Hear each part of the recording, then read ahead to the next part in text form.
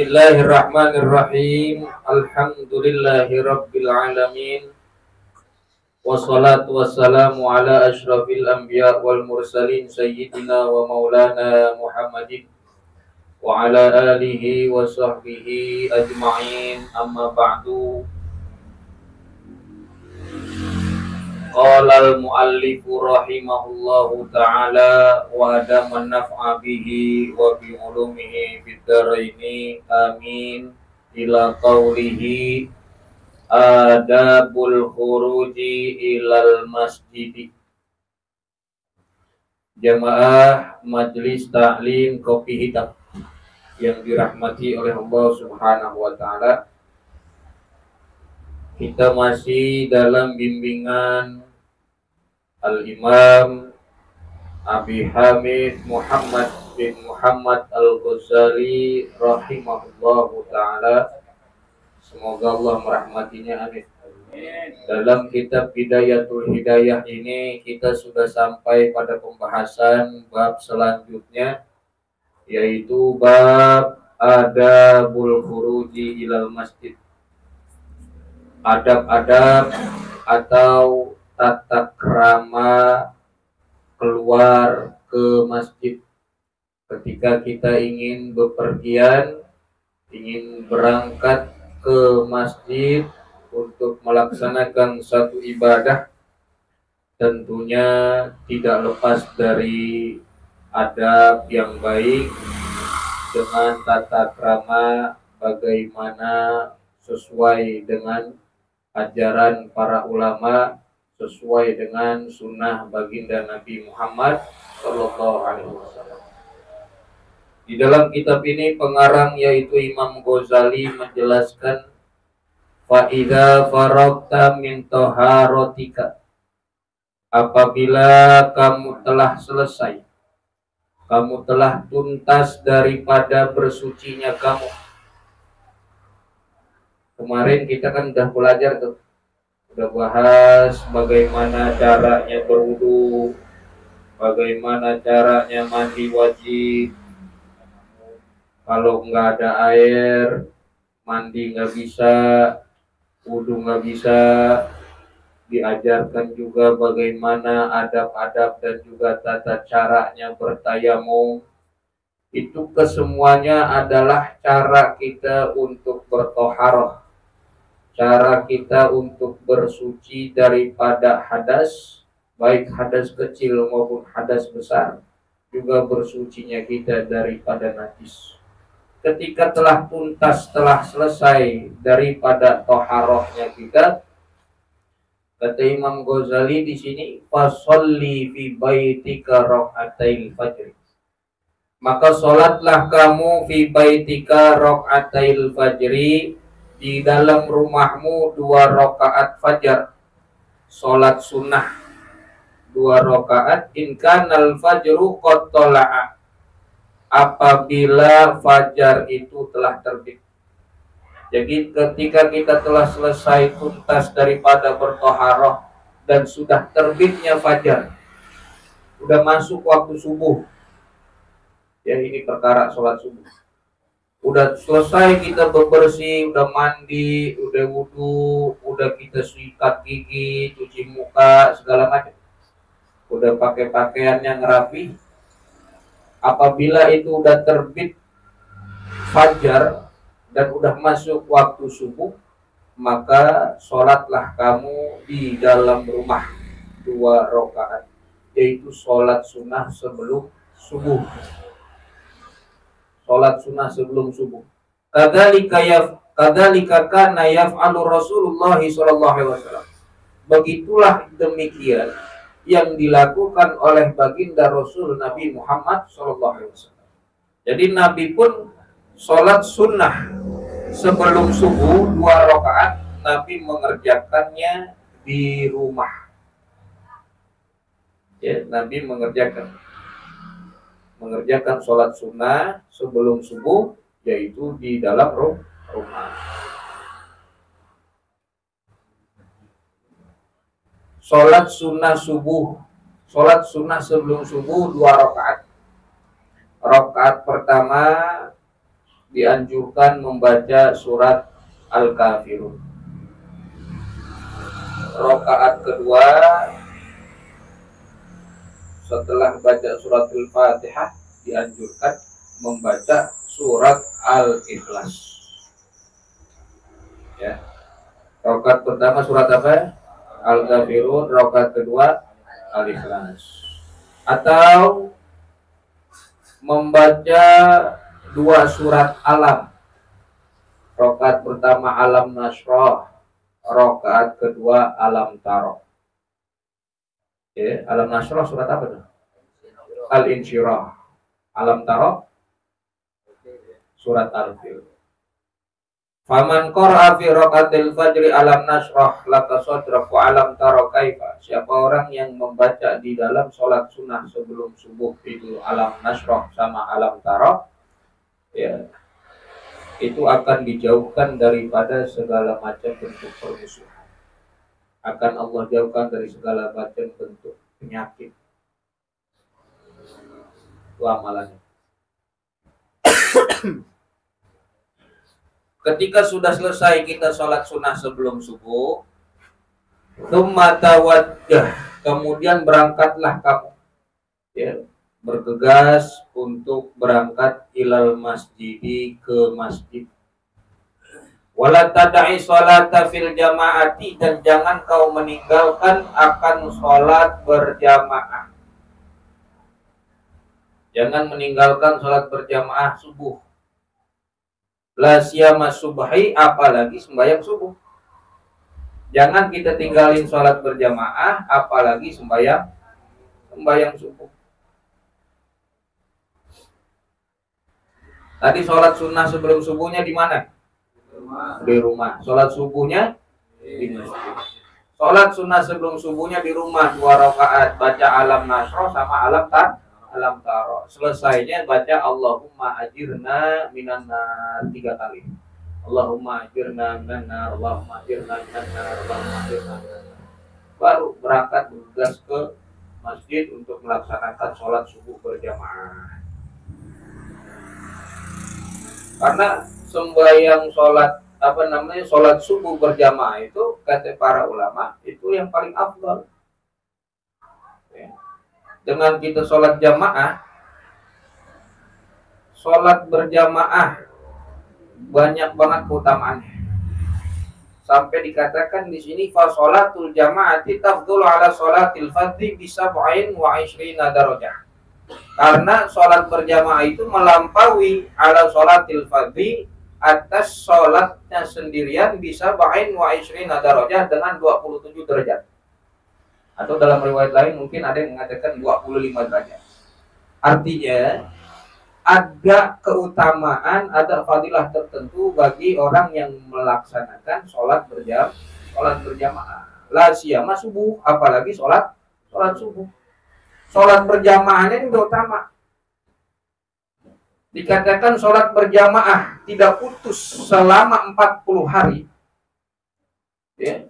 5 waktu yang wajib berjamaah selama 40 hari, maka kataballahu lahu bara'atain. Allah akan memberikan dua kebebasan. Bara'atain. Yang pertama, bara'atun minan nifaq.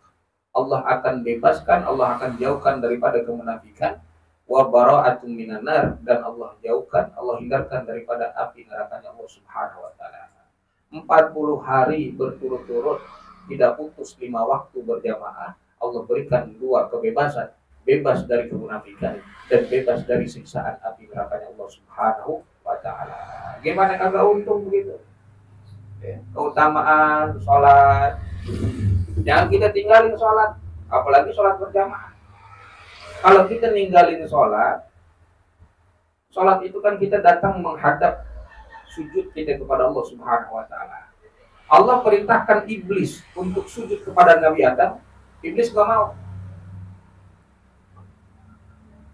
Kalau kita untuk melaksanakan sholat sujud menghadap kepada Allah Subhanahu wa taala gak mau, berarti kita lebih parah, lebih buruk daripada iblis. Karena iblis seburuk-buruknya, dia disuruh sujud di hadapan Nabi Adam oleh Allah, iblis menolak. Dan kita bukan iblis, bukan setan. Kita manusia hamba Allah disuruh sujud untuk sholat di hadapan Allah, tapi kita malah menolak, kita enggak, kita jauh daripada sholat. Jangan tinggalin sholat, apalagi sholat berjamaah, apalagi sholat berjamaah, sholat subuh berjamaah. Karena sholat subuh berjamaah itu afdal minal jamaah. Ya. Al jamaah fi sholat subuh. Ya, jamaah di sholat subuh itu adalah yang paling afdal minal jamaah. Meskipun ada riwayat lain yang mengatakan sholat asar berjamaah juga lebih baik. Jadi urutannya subuh, kemudian isya berjamaah, kemudian baru sholat-sholat yang lain. Ya, itu kedudukan, keutamaan daripada sembahyang subuh berjamaah. Ya, kalau sholat subuh berjamaah kan, pakaan nama sholat apa? Sholat isya berjamaah itu pakaan nama qama nisfal lailah. Itu seakan-akan seolah-olah dia mendirikan sholat separuh malam, setengah malam. Kalau sholat isya berjamaah. Sedangkan sholat subuh berjamaah pakaan nama qama lailata, seolah-olah dia mendirikan sholat satu malam penuh. Ya, umpamanya. Luar biasa berarti sholat subuh berjamaah. Fa in kunta tatasahalu, apabila kamu menganggap remeh, yang meremehkan, merendahkan fi mithli hadzal ribhi, yaitu pada ini keutamaan, fa ayu faidatin laka fi talabil ilm, maka apa faedahnya, apa keuntungannya kita menuntut ilmu bagi kita? Fa ayu faidatin laka, apa faedahnya bagi kamu fi talabil ilmi, di dalam menuntut ilmu? Saban hari kita datang untuk duduk di majelis ilmu, kita ngaji, tetapi tidak sembahyang berjamaah. Jadi kita nggak pergi ke masjid, kita nggak pergi ke musholah. Wa inna ma thamratul ilmi, dan adapun buahnya, hasilnya daripada ilmu, al amalu bihi, yaitu perbuatan dengan ilmu tersebut.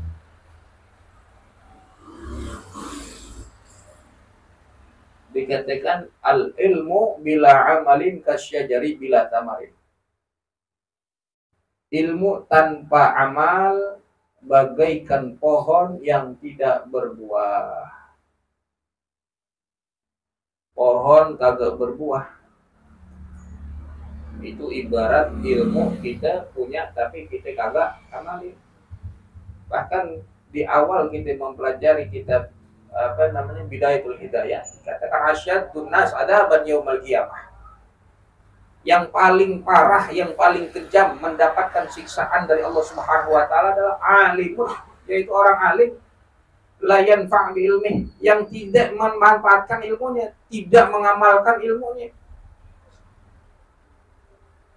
Lau qara'ta al-ilma mi'a sanah, kata Imam Ghazali.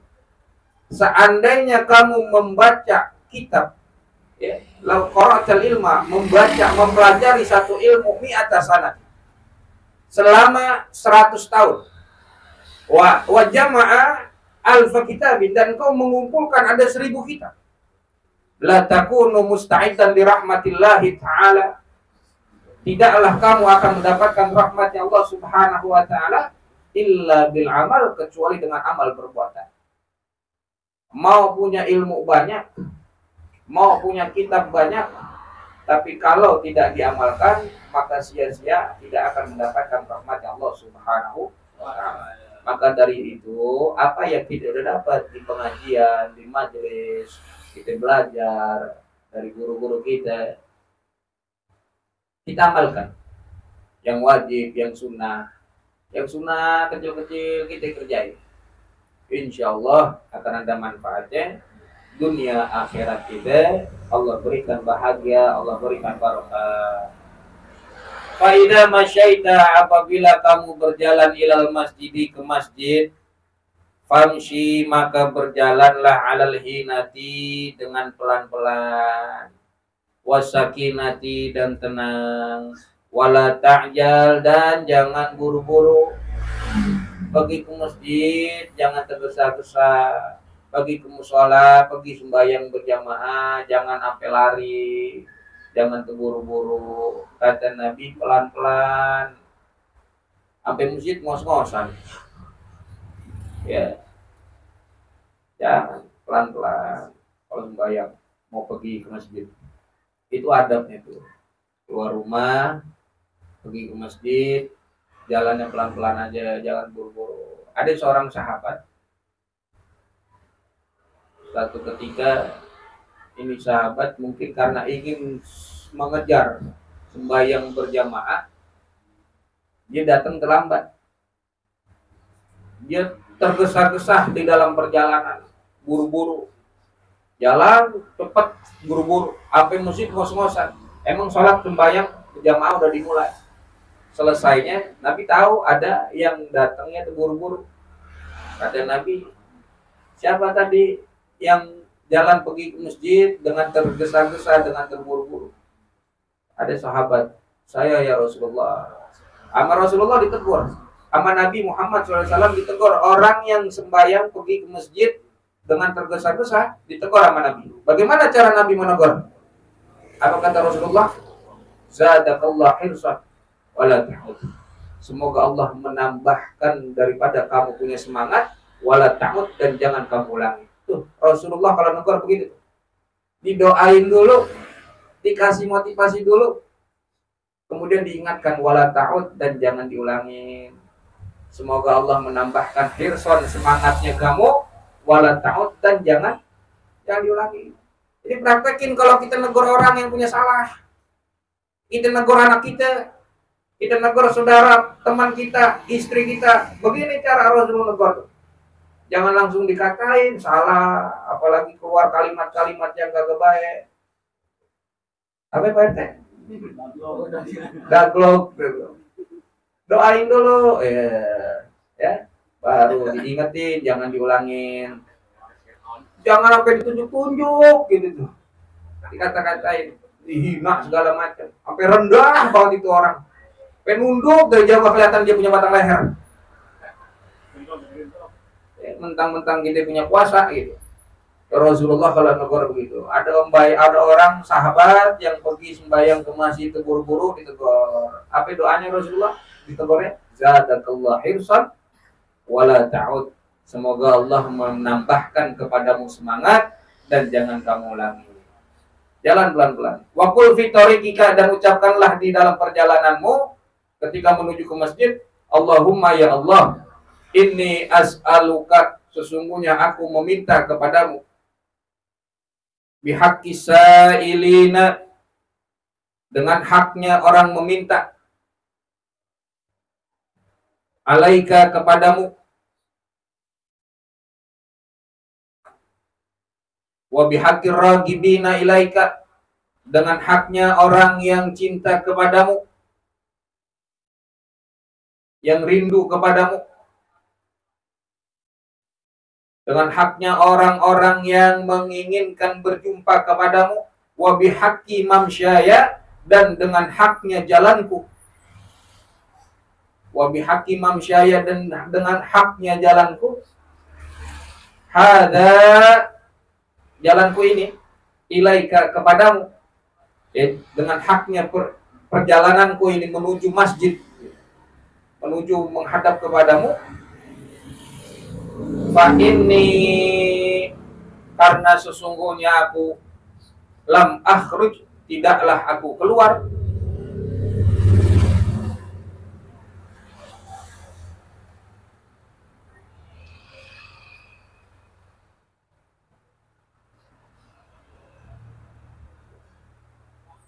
mana tadi itu? Fa inni lam akhruj, karena sesungguhnya aku lam akhruj, tidaklah aku keluar, asyiran, dengan berniat buruk,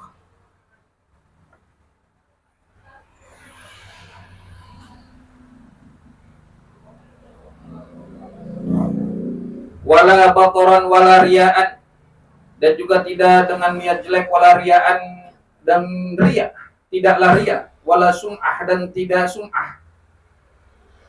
Doanya, bal kharajtu, tetapi aku keluar ittiqa asukhtika, karena takut kepadamu, karena takut akan murkamu, wabtigoa dan mengharap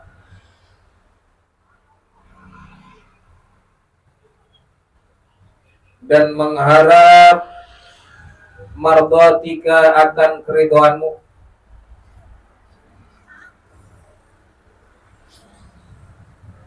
fas'aluka maka aku meminta kepadamu,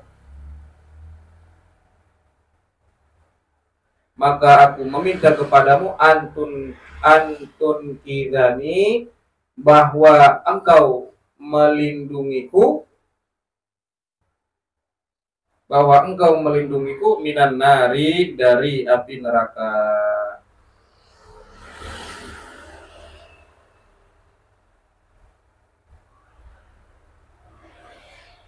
Wa anta ghafira,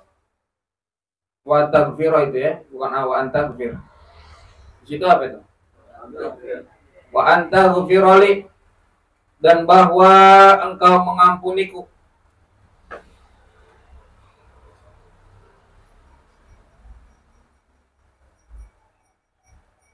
Wa anta ghafirali dunubi, akan dosa-dosaku.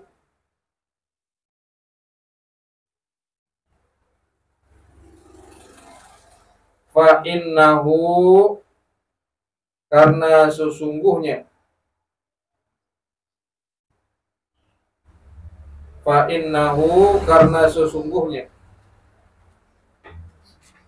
la yaghfiru, tidaklah mengampuni,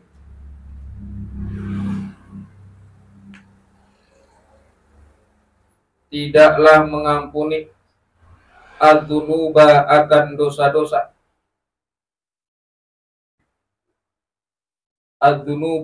dosa-dosa, illa anta, kecuali engkau.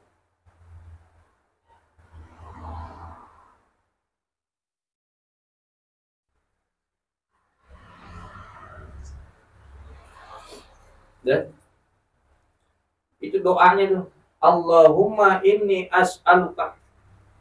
Doa kita keluar ke masjid, bukan keluar dari masjid ya.